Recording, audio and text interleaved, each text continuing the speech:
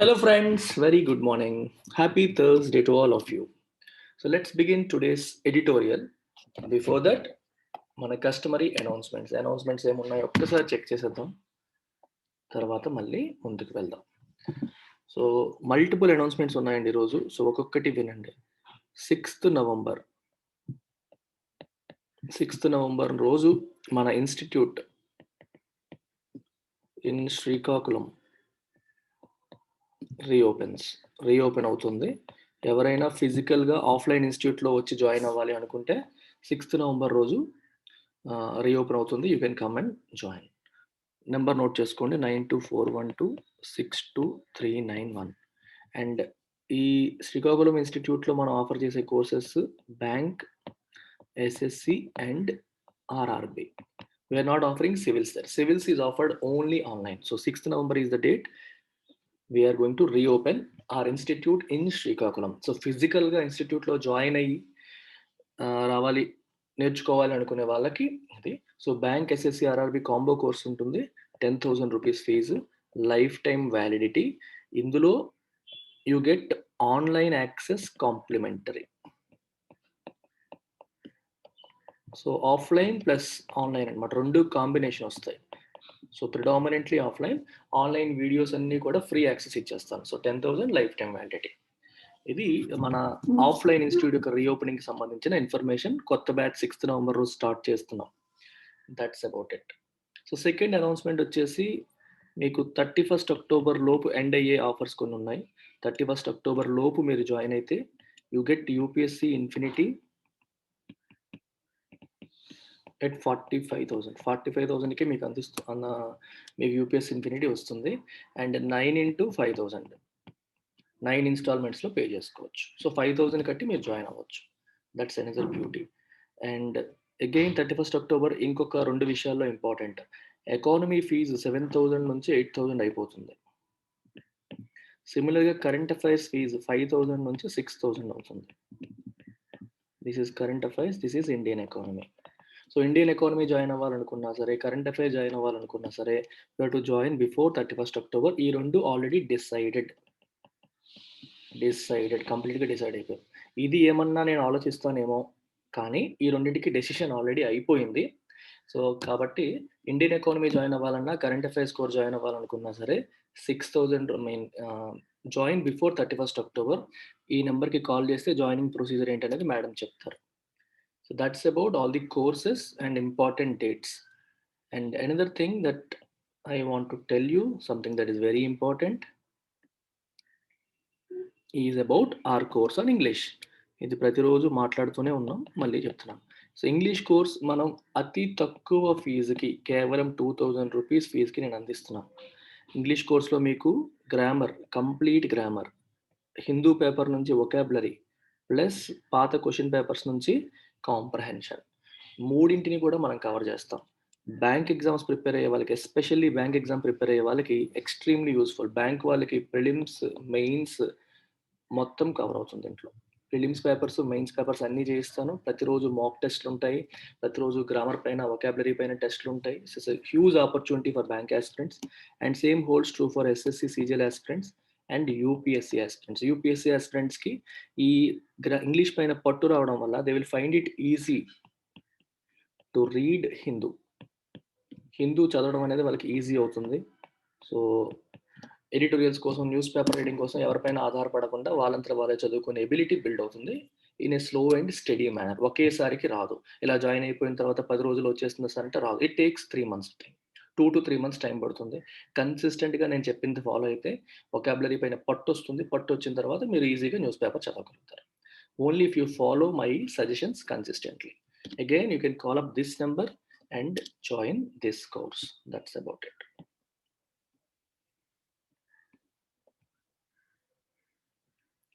So let's begin today's editorial.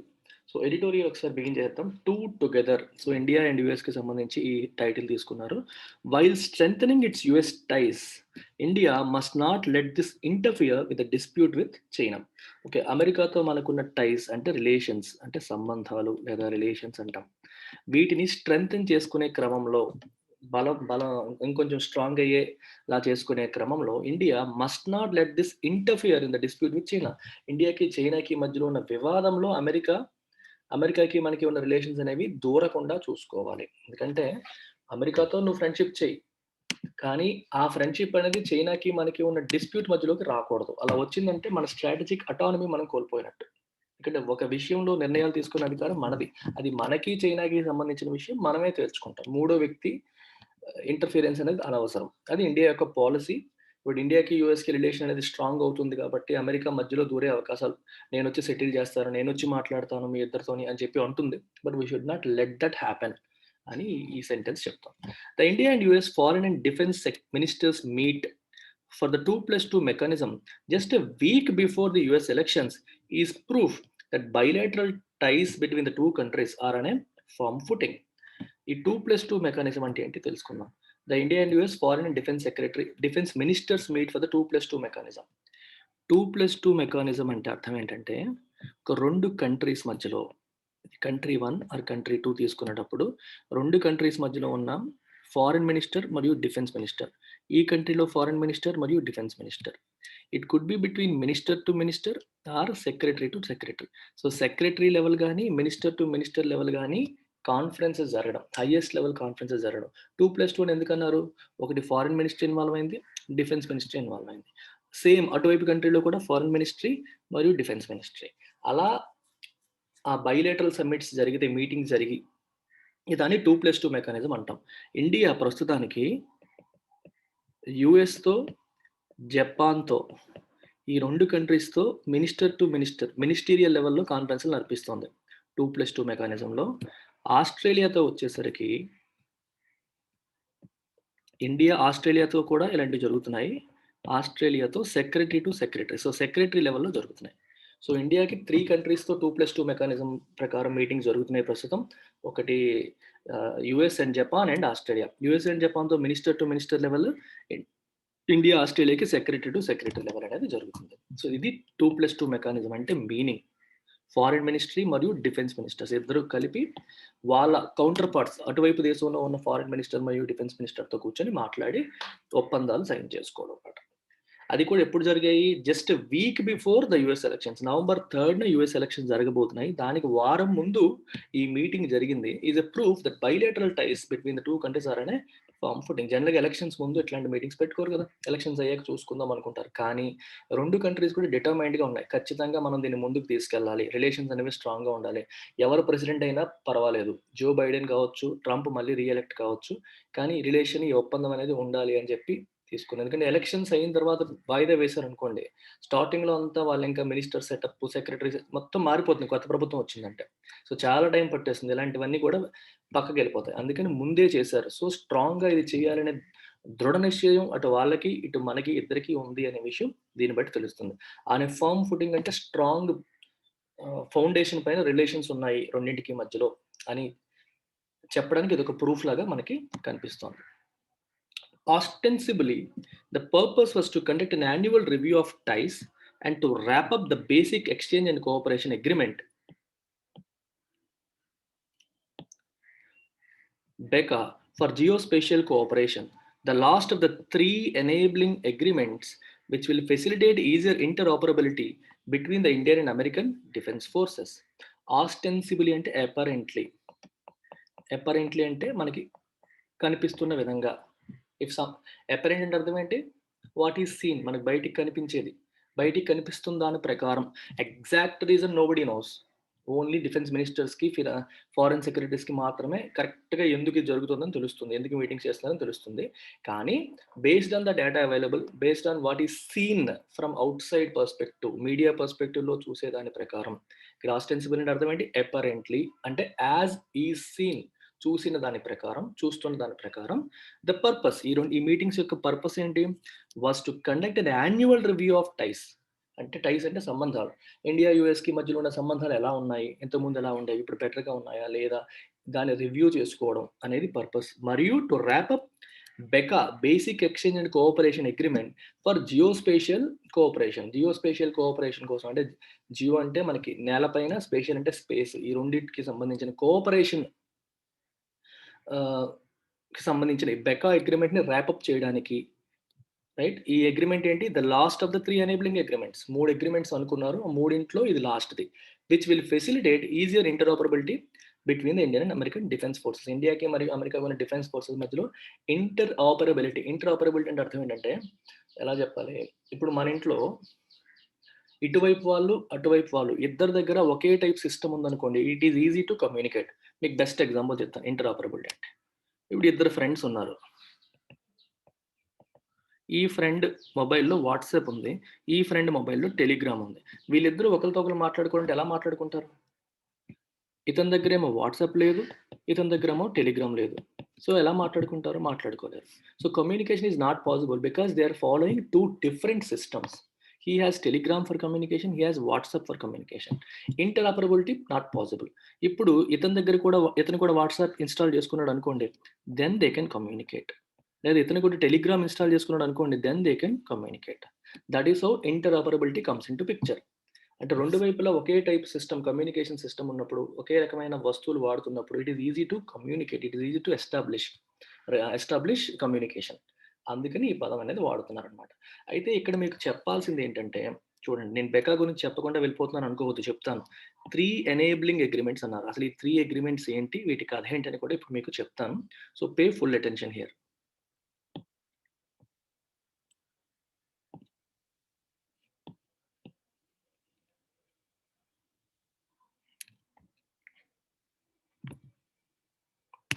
బేసిక్‌గా India మరియు US defence forces అంటే మన ఆర్మీ, నేవీ మరియు ఎయిర్ ఫోర్స్ ఈ రెండింటి మధ్య కోఆపరేషన్ కోసం 3 అగ్రిమెంట్స్ అనుకున్నారు. 3 ఫౌండేషనల్ ప్యాక్ట్స్ అంటే ఒప్పందాలు 2016 నుంచి అనుకుంటున్నారు. అందులో మొట్టమొదటి అగ్రిమెంట్ 2016లో సైన్ చేశారు. And that is called LEMOA. LEMOA full form ఏంటి అంటే 2018 చెప్తాను, మూడింటికి చెప్తాను. 2018లో తర్వాత వచ్చింది కొమ్కాసా. ఇప్పుడు 2020లో సైన్ చేసింది బెకా. ఈ మూడింటి కథ ఏంటో ఒకసారి చూద్దాం. లెమోవా అంటే ఏంటి? బెకా అంటే ఏంటి? అండ్ తర్వాత ఈ కమ్కాసా అంటే అర్థం ఏంటి? సో, లెమోవా అనేది ఫస్ట్ సైన్ చేసింది. ఫుల్ ఫామ్ ఏంటంటే logistics exchange memorandum of agreement. Logistics exchange memorandum of agreement. పేరులోనే ఉంది. L stands for logistics. Logistics exchange అంటే అర్థం ఏంటంటే, ఎప్పుడైనా సరే అమెరికన్ నేవీ లెట్స్ అస్యూమ్, ఒక ఎగ్జాంపుల్ చెప్తాను. అమెరికన్ నేవీ వాళ్ళ షిప్ ఏమో మన ఇండియా దగ్గరలోకి వచ్చింది. వాళ్ళకి దగ్గరలోకి వచ్చిన తర్వాత వాళ్ళకి మిలిటరీ ఎక్విప్మెంట్ కానీ, ఒక డిఫెన్స్కి సంబంధించిన ఎక్విప్మెంట్ ఏదో షార్టేజ్ వచ్చింది అనుకోండి. షార్టేజ్ వస్తే మళ్ళీ అమెరికాకి వెళ్ళి రావాలి అంటే చాలా దూరం పడుతుంది, టైం పడుతుంది. వాళ్ళున్న ప్రాంతానికి ఇండియా దగ్గరలో ఉందనుకోండి, రైట్? అప్పుడు వాళ్ళు ఇండియాతో మాట్లాడుకొని ఇండియన్ నేవీ దగ్గర ఉన్న ఎక్విప్మెంట్ వాడుకునే అవకాశం ఇవ్వడం. అది లాజిస్టిక్స్ అగ్రిమెంట్. సింపుల్‌గా చెప్పాలంటే, మనం ఒక కారు వేసుకొని వెళ్తున్నాం. ఒక నీ ఫ్రెండ్ ఇంటి దగ్గరలో నీ కార్‌కి చిన్న ప్రాబ్లమ్ అయింది. సో, నీకు స్పేర్ టైర్ కావాలి. నీ దాంట్లో స్పేర్ టైర్ లేదు. నీ ఫ్రెండ్ కూడా సేమ్ కారే వాడుతున్నాడు. సో, నీ యొక్క ఫ్రెండ్ యొక్క స్పేర్ టైర్ నువ్వు తీసుకొని, నువ్వు నీ కార్‌కి పెట్టేసుకొని, నీ కార్ టైర్ పంక్చర్ అయింది. స్పేర్ టైర్ లేదు. నీ ఫ్రెండ్ దగ్గర స్పేర్ టైర్ ఉంది. అది తీసుకొని నువ్వు వెళ్ళిపోతావు. నెక్స్ట్ టైమ్ మళ్ళీ కలిసినప్పుడు తన స్పేర్ టైర్ తనకిచ్చేస్తావు. అలా అనమాట. ఇండియా వాళ్ళకి సడెన్‌గా అవసరమైనప్పుడు యూఎస్ వాళ్ళ వస్తువులు వాడుకోవడం, లేదా యూఎస్ వాళ్ళకి సడెన్‌గా అవసరమైనప్పుడు ఇండియా వాళ్ళ వస్తువులు వాడుకోవడానికి ఇద్దరి మధ్య ఒప్పందం జరిగింది. సో, ఇది మ్యూచువల్ ట్రస్ట్. ఒకళ్ళ పైన ఒకళ్ళకి నమ్మకం లేకపోతే ఇది చెయ్యలేరు. ఎందుకంటే మన డిఫెన్స్ సిస్టమ్‌లో ఉన్న వస్తువులు ఎలాంటివి, ఏ క్వాలిటీ వాడతాం, ఏం వాడతాం అని చెప్పి ఫారెన్ వాళ్ళకి తెలిసిపోతుంది. అమెరికాకి తెలిసిపోతుంది. అలాగే అమెరికా ఏది వాడుతుందని ఇండియాకి కూడా తెలిసిపోతుంది. 2 దేశాలు ఒకదాని పైన ఒకటి కంప్లీట్ ట్రస్ట్ ఉంటే తప్పితే ఒకళ్ళ డిఫెన్స్ ఎక్విప్‌మెంట్‌ని ఇంకొకళ్ళు వాడుకోవడానికి ఒప్పుకోరు. అందుకే 2016లో ఇది సైన్ చేయడానికి 10 ఇయర్స్ పట్టింది. It took 10 years for negotiations. LEMOA sign చేయడానికి 10 ఏళ్ళు టైం పట్టిందనమాట. So, this is the concept of LEMOA where one country can utilise others equipment for the time being. ఆ సమయానికి అవసరమైనప్పుడు వాడుకొని మళ్ళీ రీయింబర్స్ చేస్తారు. ఫ్రీగా కాదు. తర్వాత ఇచ్చేస్తారు. డబ్బులు ఇవ్వడం గాని, మళ్ళీ వస్తువులు తిరిగి ఇవ్వడం గాని చేస్తారు. ఒక ఫ్రెండ్‌కి అవసరంలో ఆదుకోవడం లాగా తీసుకోవచ్చు మీరు. That's about Lenovo. లెనోవో తర్వాత సైన్ చేసిందేంటంటే కొమ్కాసా. కొమ్కాసా ఫుల్ ఫామ్ ఏంటి? Communications compatibility and security agreement. C stands for communications, compatibility and security agreement. Communications, ఇది కాంపాటబిలిటీ, ఇది సెక్యూరిటీ అగ్రిమెంట్. కామ్కాసాక్ అదేంటి, ఇది 2018 సెప్టెంబర్లో సైన్ చేశారు.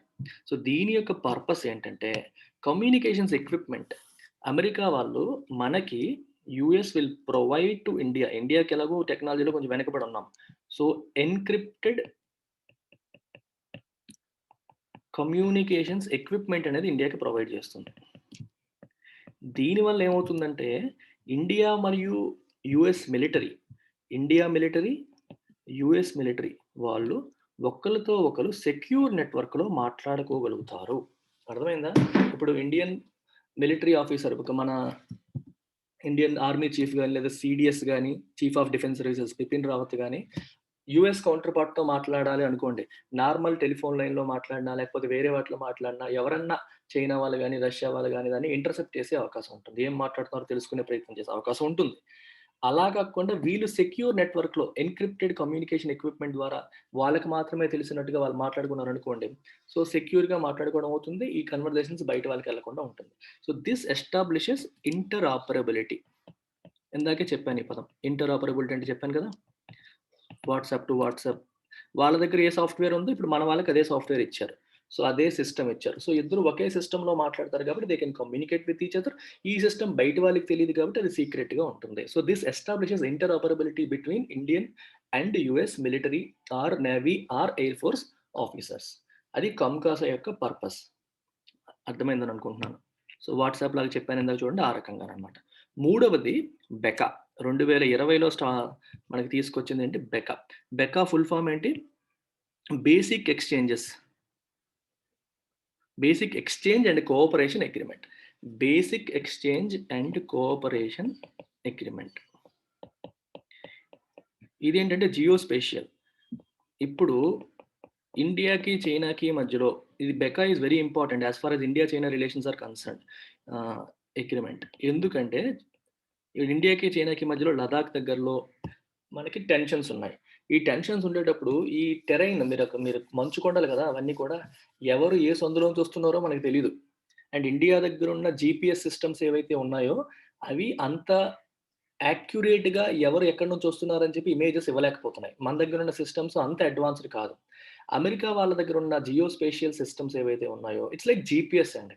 మనం ఒక క్యాబ్ వాడిని ఆర్డర్ చేసినప్పుడు, క్యాబ్ బుక్ చేసాం అనుకోండి, వాడు ఏం చేస్తాడు, మన లొకేషన్ చూసుకుంటూ వచ్చేస్తాడు. మనం ఎగ్జాక్ట్గా ఎక్కడ ఉన్నామని చెప్పి ఫోన్ చేసి చెప్పాల్సిన పని లేదు. జొమాటో వాళ్ళు కానీ వీళ్ళంతా ఏంటి, they look at our location, just follow అయిపోతారు, అలాగా జీపీఎస్ సిస్టమ్ వాడుకుంటూ వచ్చేస్తారు. అలాగే మనకి హై క్వాలిటీ శాటిలైట్ ఇమేజెస్, ఇప్పుడు యుఎస్ వాళ్ళు వాళ్ళ దగ్గర ఉన్న ఎక్విప్మెంట్, వాళ్ళ దగ్గర ఉన్న శాటిలైట్ సిస్టమ్స్ వాడుతూ ఇమేజెస్ తీసి మనకి అందిస్తారు. అర్థమవుతుందా? సో రియల్ టైమ్ యాక్సెస్ వస్తుంది మనకి.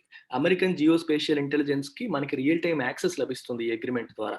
సో ఎవరైనా సరే, చైనా వాళ్ళు కానీ ఎవరు కానీ ఆ ఏరియాల్లో దురాక్రమంగా లోపలికి ఎంటర్ అయిపోతుందా మనకి రియల్ టైంలో తెలిసిపోతుంది. రెండవది, నిజంగా వార్ జరిగింది అనుకుందాం, in case there is a war between India and China, ఇండియాకి చైనాకి వార్ జరిగితే ఇప్పుడు చైనా వాళ్ళు ఎక్కడో దాక్కున్నారు అనుకోండి ఆ కొండల వెనకాల, ఎగ్జాక్ట్ పిన్ పాయింట్ యాక్యురసీతో వాళ్ళు ఎక్కడున్నారో బెకా చెప్పేస్తుంది. అంటే బెకా అనేది అగ్రిమెంట్, అమెరికన్ ఇంటెలిజెన్స్ సిస్టమ్ ద్వారా మనకు తెలిసిపోతుంది. అప్పుడు మన ఇండియా నుంచి ఒక మిసైల్ ప్రయోగించామనుకోండి, మిసైల్కి ఎప్పుడు కూడా లొకేషన్ ఫిక్స్ చేసి ప్రయోగిస్తారు. మనం ఏ లొకేషన్ ఫిక్స్ చేస్తే ఆ లొకేషన్కి వెళ్తుంది. ఇప్పుడు చైనా వాడు ఎక్కడుంటే ఇది మనం ఎగ్జాక్ట్గా ఫిక్స్ చేయడానికి అవకాశం ఉంటుంది. ఎక్కడున్నాడో తెలిస్తేనే కదా ఫిక్స్ చేస్తాం. కరెక్ట్గా ఎక్కడ ఉన్నాడని మనకు తెలుసు అనుకోండి, then you fix that location, missile వెళ్ళి కరెక్ట్గా దాన్ని అక్కడ అటాక్ చేస్తాం.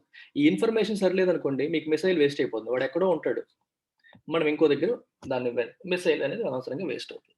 సో ఈ రకంగా బెకా అనేది మనకి ఈ satellite images, global positioning system లాగా ఎక్కడున్నారో ఎగ్జాక్ట్గా మనకి తెలిసేలాగా రియల్ టైమ్ ఇంటెలిజెన్స్ ఇస్తుంది. That's the beauty of BECA. ఈ రకంగా లెనోవో లాజిస్టిక్స్, కామ్కాసా ఏమో communication between defence services, BECA వచ్చేసరికి satellite images, real time intelligence. ఈ 3 అగ్రిమెంట్స్ 2016లో ఒకటి, 18లో ఒకటి, 2020లో ఒకటి, మొత్తం 3 అగ్రిమెంట్స్ ఇండియా యుఎస్ సైన్ చేశాయి. అందుకే 3 ఎనేబులింగ్ అగ్రిమెంట్స్ అన్నారు. This is the last of the 3 enabling agreements. This is for geospatial cooperation. Got it?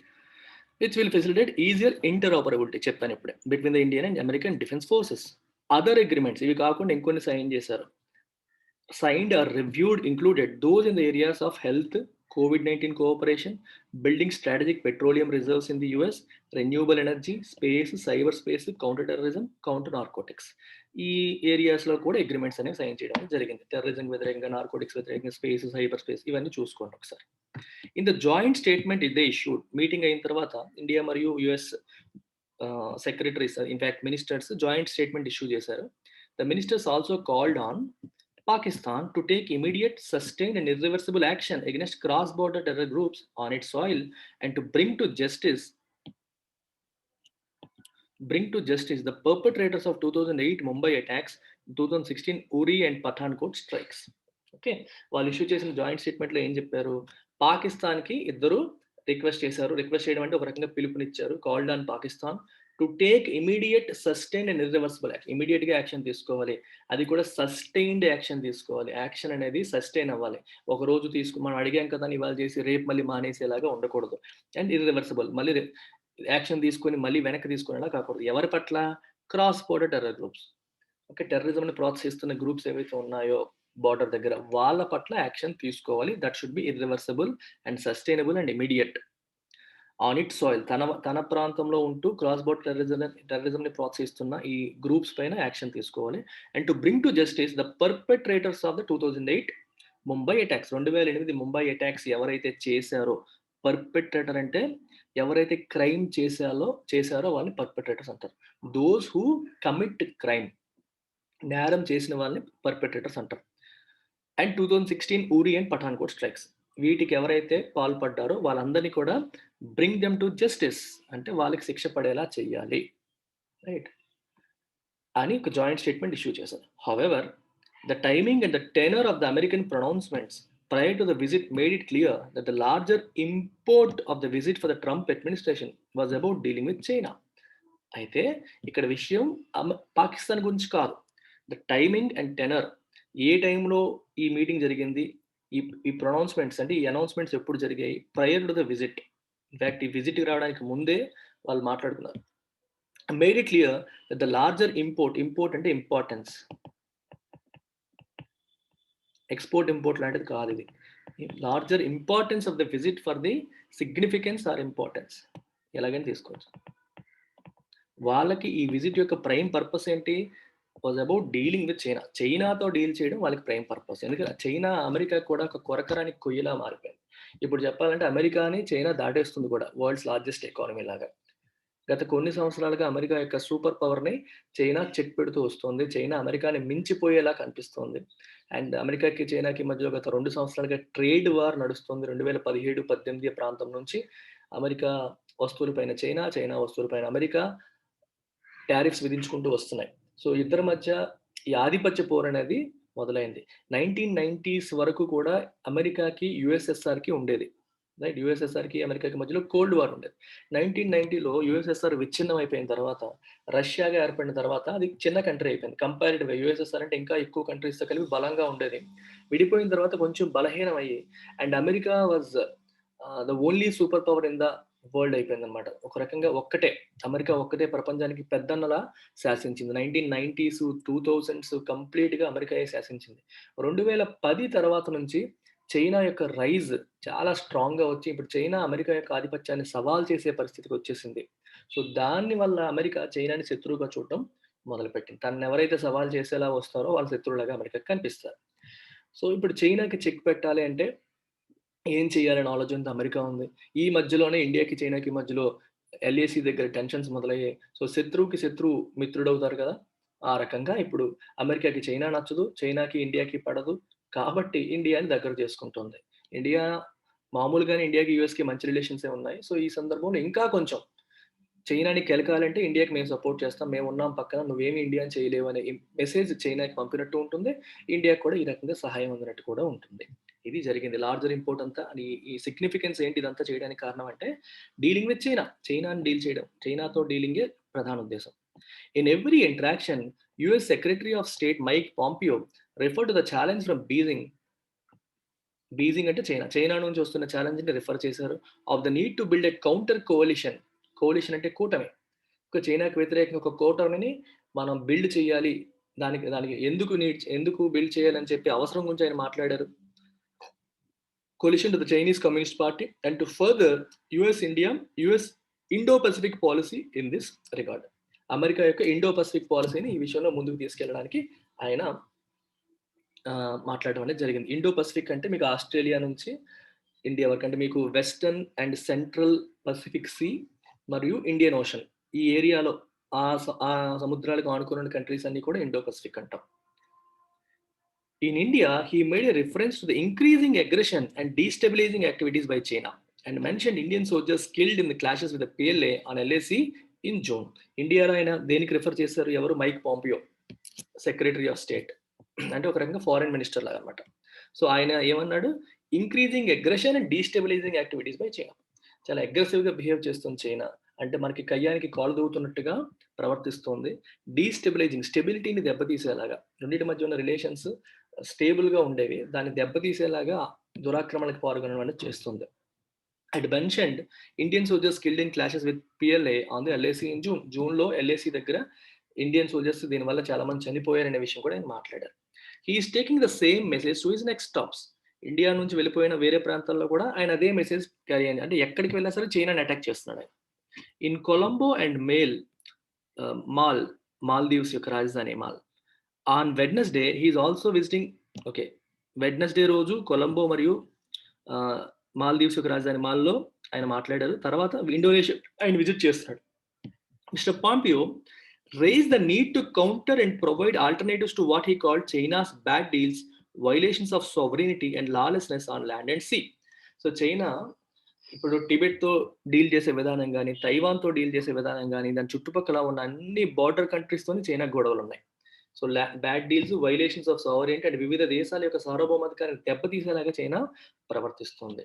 And lawlessness on land and sea, సముద్రంలో కూడా సముద్ర చట్టాలని ఉల్లంఘిస్తుంది. అంటే ఎంతవరకు వెళ్ళాలి, ఎంతవరకు వాడుకోవాలని చెప్పి కొన్ని చట్టాలు ఉంటాయి, especially UN clause, United nations వాళ్ళు ఉంటాయి అన్నమాట. సో లా ఆఫ్ సీస్ అని, ఎలా వాడాలి, ఏం చేయాలని, వాటిని కూడా చైనా చాలా వరకు ఉల్లంఘిస్తూ వెళ్తుంది. అండ్ బ్యాడ్ డీల్స్ అనే పదం ఎందుకు వాడారంటే, మీకు ఎస్పెషల్లీ చైనా యొక్క OBOR, one belt one road initiative లో భాగంగా చైనా క్లోజ్ టు 73 కంట్రీస్ లో ఇన్ఫ్రాస్ట్రక్చర్ బిల్డ్ చేసే ఒప్పందాలు చేసుకుంటుంది ఆ కంట్రీస్ తో. ఇన్ఫ్రాస్ట్రక్చర్ అనేది రైల్ ద్వారా కావచ్చు, సముద్ర మార్గంలో కావచ్చు, వేరే రకంగా కావచ్చు. అంటే రోడ్ కానీ ట్రాన్స్పోర్ట్ ఫెసిలిటీస్ బిల్డ్ చేసే ప్రయత్నాలు చేస్తుంది 73 కంట్రీల్లో. అయితే ఆ కంట్రీలో చేసేటప్పుడు అక్కడ port developments, road developments, projects ఇవన్నీ కూడా చేయాల్సి వస్తుంది. తన దేశం వరకు చైనా పెట్టుకుంటుంది. ఆ దేశాల్లో ఇన్ఫ్రాస్ట్రక్చర్ బిల్డ్ చేయడానికి చైనా సొంత డబ్బులు ఇవ్వదు కదా. అందుకోసం ఏం చేస్తుంది, మనకి ఈ bank, okay, Asian infrastructure bank ఉంది కదా, ఈ బ్యాంక్ చైనా బేస్డ్ బ్యాంక్. ఇందులో మెజారిటీ షేర్ హోల్డర్ చైనాయే, తర్వాత ఫాలోడ్ బై ఇండియా. వీళ్ళందరితో ఏర్పాటు చేయబడి ఈ బ్యాంక్ ద్వారా లోన్లు అందిస్తుంది. అతి తక్కువ వడ్డీకి లోన్లు అందించి ఇన్ఫ్రాస్ట్రక్చర్ బిల్డ్ చేస్తుంది. సమస్య ఎక్కడ వస్తుందంటే, ఆ లోన్కి ఆ కంట్రీస్ తిరిగి చెల్లించలేని పక్షంలో అక్కడ పెట్టిన కండిషన్స్ అనేవి ఎలా ఉంటాయంటే, ఆ దేశంలో ఉన్న ప్రాపర్టీ పైన చైనాకి అధికారం వచ్చేలాగా కొన్ని కండిషన్స్ ఉంటాయి. ఆ రకంగా ఇప్పుడు మన దేశంలో ఒక పోర్ట్ ఉంది, దాన్ని చైనా కంట్రోల్ చేస్తుందంటే అది మన సార్వభౌమాధికారానికి దెబ్బతీసినట్టే కదా. మన దేశంలో ఉన్న ఒక ఫిజికల్ అసెట్కి ఇంకొక కంట్రీ చేతిలోకి వెళ్ళిపోయిందంటే then we're losing control on our own land. అందుకే బ్యాడ్ డీల్ అనే పదం అక్కడ వాడడం జరిగింది. ఇట్లాంటి ఒప్పందాలు కూడా చేస్తుంది అండ్ వీళ్ళు కూడా చేస్తారు. Violations of sovereignty and lawlessness on land and sea. For New Delhi, అంటే మన వైపు నుంచి చూసుకుంటే, the visit by the US officials was a way to demonstrate that the bilateral relationship is poll proof and will grow regardless of the November 3 election result. So మన వైపు నుండి ఈ American officials యొక్క విజిట్ ని ఏ రకంగా మనం చూడొచ్చు? Okay, it was a way to demonstrate that the bilateral relationship is poll proof. ఎలక్షన్లతో సంబంధం లేదు అమెరికాకి ఇండియాకి మధ్యలో ఉన్న రిలేషన్ అనేది. Regardless of November 3 result, November 3లో ఎలక్షన్ రిజల్ట్ ఎటువైపు వచ్చినా, జో బైడెన్ గెలిచినా లేకపోతే ట్రంప్ మళ్ళీ రీఎలెక్ట్ అయినా సరే, రిలేషన్స్ అనేవి ఇండియాకి US కి మధ్యలో రిలేషన్స్ అనేవి గ్రో అవుతాయి అని ఒక డెమాన్స్ట్రేట్ చేయడానికి ఈ విజిట్ అనేది పనికొచ్చింది. The BECA agreement signed is an important addition to India's defence and strategic capabilities. Already BECA గురించి నేను మాట్లాడాను. ఓకే, డిఫెన్స్ మరియు స్ట్రాటజిక్ క్యాపబిలిటీకి ఇది ఒక ఇంపార్టెంట్ ఎడిషన్ ఇది. It is significant that India US ties have been reaffirmed Now, given that it could take some months for the US administration to restart bilateral engagements post-elections, right? ఎందుకంటే చూడండి, ఇందాక ఈ విషయం already చెప్పాను. Elections అయిపోయిన తర్వాత bilateral engagement start చేయడానికి చాలా టైం పడుతుంది. ఎందుకంటే వాళ్ళు మళ్ళీ కొత్త మినిస్ట్రీస్ ఫార్మ్ చేయడం, ఇంకా అడ్మినిస్ట్రేటివ్ ఇష్యూస్ అన్నీ ఉంటాయి. అవన్నీ అయ్యేంత వరకు వేరే కంట్రీల విషయాల్లో దూరరు. వాళ్ళ కంట్రీ విషయాల్లో చూసుకుంటారు. సో చాలా టైం పట్టేసేది. అలా అందుకని ఎలక్షన్స్ అవ్వడానికి ముందే ఇవన్నీ అగ్రీమెంట్లు అనేవి సైన్ చేసేసారు. అందుకని మనం ఏం చెప్పొచ్చు, it is significant that India US ties and relations have been reaffirmed. Affirm అంటే సే సంథింగ్ స్ట్రాంగ్లీ, రీఅఫర్మ్ అంటే సే సంథింగ్ స్ట్రాంగ్లీ అగైన్ అని అర్థం అనమాట. అలా మనం చెప్పొచ్చు. కానీ ఇక్కడ రీఅఫర్మ్ ఏం చెప్తున్నాం, చెప్పడం అనేది ఏం లేదు కదా. So you can take it in another way. రీఅఫర్మ్కి ఇంకో మీనింగ్ ఉంది. అంటే ఆల్రెడీ ఒప్పుకున్న దానికి ఇంకొకసారి మనం ముద్ర వేసి, కరెక్ట్, స్ట్రాంగ్ గా ఉన్నాయి రిలేషన్స్ అని ఇంకొకసారి చెప్పినట్టు, ఇంకొకసారి స్ట్రాంగ్ గా కన్ఫర్మ్ చేసినట్టు. టు కన్ఫర్మ్ సంథింగ్ అనేలాగా చేసుకోవచ్చు. ఆల్రెడీ ఒప్పుకున్న దాన్ని ఇంకొకసారి కన్ఫర్మ్ చేసినట్టు. ఇండియాకి యుఎస్ కి రిలేషన్స్ స్ట్రాంగ్ గానే ఉన్నాయి, ఇంకొకసారి కన్ఫర్మేషన్ కోసం ఈ విజిట్ పనిచేసింది. Confirm the validity of relations అని చెప్పి తీసుకోవచ్చు. While welcoming their US interlocutors and taking ties forward, however, it is significant that the government has chosen not to enter into the comments made by Mr. Pompeo on India's China challenge, in keeping with New Delhi's stated policy that the LAC tensions are a bilateral matter. Chala important. While welcoming their US interlocutors అంటే వాళ్ళ వైపు నుంచి మాట్లాడే వాళ్ళు, ఎవరైతే ఈ bilateral agreements, bilateral meetings లో participate చేస్తారో కంట్రీ తరపున వాళ్ళు ఇంటర్లోక్యూటర్స్ అంటారు, right. And taking ties forward, ఈ సంబంధాలను ముందుకు తీసుకెళ్లే క్రమంలో వాళ్ళ ఇంటర్లోక్యూటర్స్ ని వెల్కమ్ చేసుకునే క్రమంలో ఇవన్నీ చేసింది. అంటే వాళ్ళు ఆహ్వానించింది, సంబంధాలు ముందుకు తీసుకెళ్ళింది, అన్ని చేసింది. అయితే however it is significant the government has chosen not to enter in to the comments made by mister Pompeo. Mister Pompeo India China relations కి సంబంధించి కొన్ని కామెంట్స్ చేశారు. చైనా వాళ్ళేమో ఇండియా యొక్క సావరెంటీని దెబ్బతీస్తున్నారు, ఇక్కడ దురాక్రమణ చేస్తారు, ఇండియా సైనికులు చంపేస్తున్నారు అని చెప్పి ఇండియా వైపు నుంచి ఆయన మాట్లాడాడు.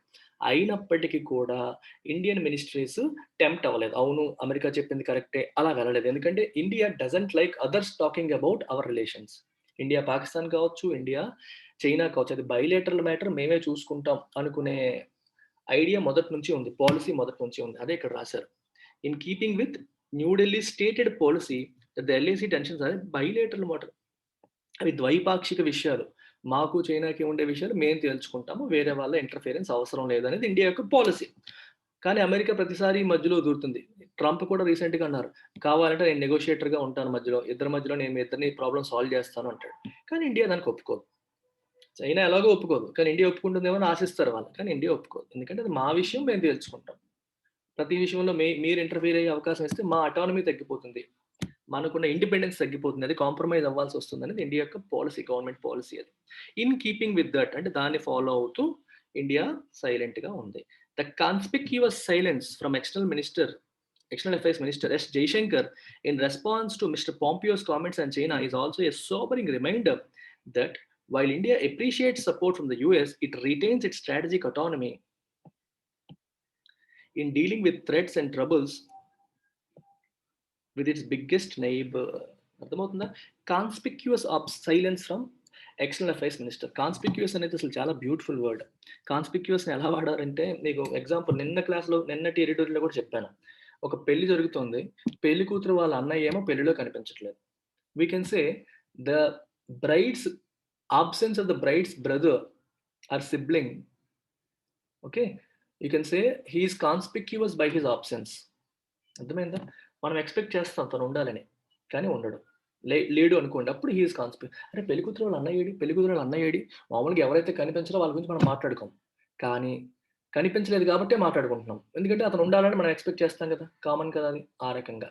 అందుకే ఇప్పుడు కూడా చైనాని వ్యతిరేకిస్తూ ఇండియాని సపోర్ట్ చేస్తూ మైక్ పాంపియో మాట్లాడారు. జనరల్గా ఎక్స్పెక్టేషన్ ఏంటి, మన వైపు జైశంకర్ అవును కరెక్టే, అమెరికా మాకు సపోర్ట్ ఉంది, చైనా ఎలా చేసింది అలా చేసింది అని చెప్పి ఎక్సైట్ అవుతూ మాట్లాడతారని మనం ఎక్స్పెక్ట్ చేస్తాం. కానీ ఆయన మాట్లాడలేదు, సైలెన్స్. అందుకే అది కాన్స్పిక్యూస్ అని ఎందుకన్నాం, అది నోటీసబుల్. ఇదేంటి ఈయన మాట్లాడతాడు అనుకున్నా, ఈయన మాట్లాడలేదే, అర్థమవుతుందా? ఆ రకంగా కాన్స్పిక్యూస్ అనే పదాన్ని వాడతాం. సో మీకు డిక్షనరీ మీనింగ్ తీసుకుంటే కాన్స్పిక్యూస్ కి అట్రాక్టింగ్ అటెన్షన్ అని తీసుకోవచ్చు. అట్రాక్టింగ్ అటెన్షన్ అంటే అటెన్షన్ని అట్రాక్ట్ చేసేలాగా, ఓకే, అందరి అటెన్షన్ని అట్రాక్ట్ చేసేలాగా అని చెప్పి మనం రాసుకోవచ్చు. ఈజీలీ నోటీస్డ్ అని చెప్పి రాసుకోవచ్చు, ఈజీలీ అబ్జర్వబుల్ అని రాసుకోవచ్చు. So that's the beauty of in a way that is not wanted, అది కూడా వాడతాం. దట్ ఈస్ నాట్ వాంటెడ్ అంటే అర్థం ఏంటి? అక్కడ ఏది ఉండాలని అనుకుంటామో అది ఉండకపోవడం, అలాగా. అలాగే ఏదైనా ఒక ఇంపార్టెంట్ పబ్లిక్ మీటింగ్‌లో సీఎం ఉండాలి, సీఎం లేకుండా మీటింగ్ జరగదు అనుకుంటాం. ఆయన రాలేదనుకోండి, the CM was conspicuous by his absence అంటారు. బై హిస్ ఆబ్సెన్స్, రాకపోవడం వల్ల ఆయన గురించి అందరూ ఆయన అందరి అటెన్షన్‌ని అట్రాక్ట్ చేశారు, అలాగా. ఇక్కడ జైశంకర్ మాట్లాడతారు అని అనుకుంటాం, మాట్లాడలేదు కాబట్టి that was conspicuous. The conspicuous silence from external affairs minister S Jaishankar in response to Mr Pompeo's comments and China is also a sobering reminder. Sobering అంటే సీరియస్ అని, అంటే నెగిటివ్‌గా కాదు, పాజిటివ్‌గా. సోలమ్ అని అర్థం. It's reminder. రిమైండర్ అంటే మనకి గుర్తు చేసేది. That while India appreciate support from the US, America చేసిన సపోర్ట్‌ని ఇండియా ఆహ్వానిస్తుంది, ప్రశంసిస్తుంది. కానీ అది అప్రిషియేట్ చేస్తున్నప్పటికీ it retains it's strategic autonomy. తను ద్వైపాక్షిక సంబంధాలు డీల్ చేసుకునే పాకిస్తాన్‌తో గాని, వేరే వాళ్ళతో డీల్ చేసుకునేటప్పుడు తన స్ట్రాటజిక్ అటానమీని తను కోల్పోదు. స్ట్రాటజిక్‌గా తను నిర్ణయాలు తీసుకునే అధికారం ఇండియాకి మాత్రమే ఉంటుంది. ఇది నా దేశానికి సంబంధించిన విషయం, నేనే నిర్ణయించుకుంటాను. అటానమస్ అనే పదం మనం వింటాం కదా! అటానమస్ ఇన్‌స్టిట్యూట్ అంటే అర్థం ఏంటి? తన ఎగ్జామ్స్ తనే కండక్ట్ చేసుకుంటుంది. ఈ రకంగా అన్నమాట. మేము ఎవరిపైన డిపెండ్ అవ్వం. మాది మేమే చేసుకుంటాం. మీరు రావడాన్ని మేము ఆహ్వానించం అని ఇండియా యొక్క ఉద్దేశం. In dealing with threats and troubles with its biggest neighbour. Okay. మన పక్కన ఉన్న ఈ కంట్రీతో ఉన్న థ్రెట్స్ మరియు ట్రబుల్స్‌ని డీల్ చేసే క్రమంలో మేము వేరే వాళ్ళ యొక్క ఇంటర్ఫియరెన్స్ యాక్సెప్ట్ చేయము. మాది మేమే డీల్ చేసుకుంటాము అనేది ఇండియా యొక్క stated policy. In keeping with that Mr Jaishankar kept quiet, సైలెంట్‌గా ఉన్నాడు. And that was conspicuous. It attracted everybody's attention. That's about it. Thank you very much guys.